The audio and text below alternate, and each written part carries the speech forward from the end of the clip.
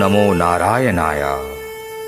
వెంకటాద్రి సమస్థానం బ్రహ్మాండే నాస్తి కించన. వెంకటేశ సమోదేవో నభూతో నభవిష్యతి. కలియుగ ప్రత్యక్ష దైవము తిరుమల తిరుపతి వెంకటేశ్వర స్వామి దివ్యక్షేత్రం.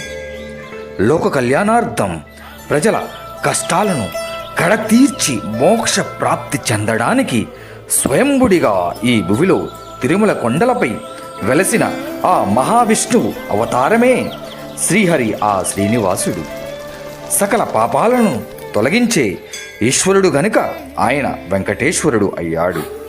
భక్తుల కొరకు అమృతతత్వాన్ని ప్రసాదించు భగవానుడు, కోరిన వరాలను ఇచ్చే కొంగు బంగారు దేవుడు, సప్తగిరిలో వెలసిన తిరుమలేశుడు, భక్తులను ఆపదల నుండి రక్షించే ఆపద్బాంధవుడు, కొండలలో నెలకున్న కోనేటి రాయుడు.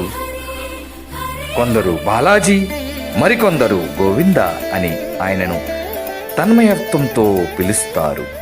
అలాంటి అఖిలాండ కోటి బ్రహ్మాండ నాయకుడు కలియుగ వైకుంఠి వాసునికి శ్రీదేవి భూదేవి సమేత శ్రీ వెంకటేశ్వర స్వామి తిరు కళ్యాణ మహోత్సవం శ్రీ గోవింద దీక్షా పీఠం వారి ఆధ్వర్యంలో Andaman Port Blair dairy farm ward number 15 parking ప్రాంతంలో తేదీ 11/5/2024 నుండి 12/5/2024 వరకు జరగనున్నాయి.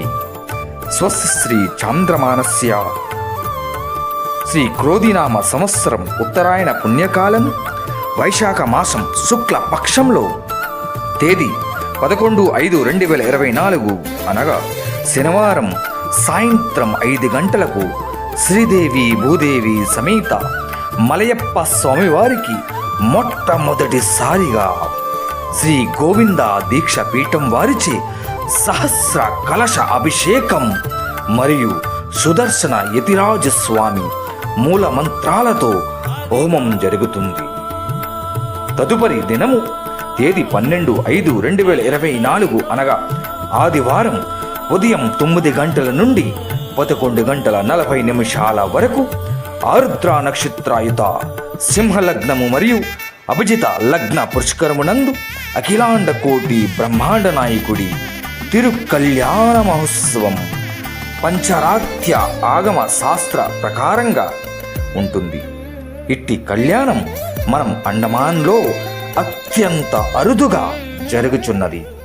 కావున ఇట్టి కళ్యాణ మహోత్సవములో 108 మంది దంపతులకు నూతన దీక్ష వస్త్రాలు వారికి సమర్పించి వారితో ఆ వస్త్రాలను ధరింపజేసి వారితో కళ్యాణం జరిపించబడుతుంది.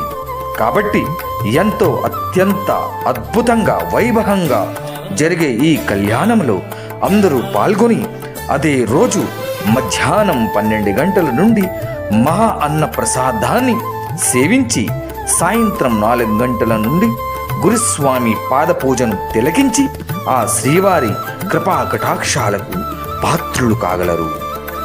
ఓం నమో నారాయణాయ. సర్వే జనా సుఖినో భవంతు.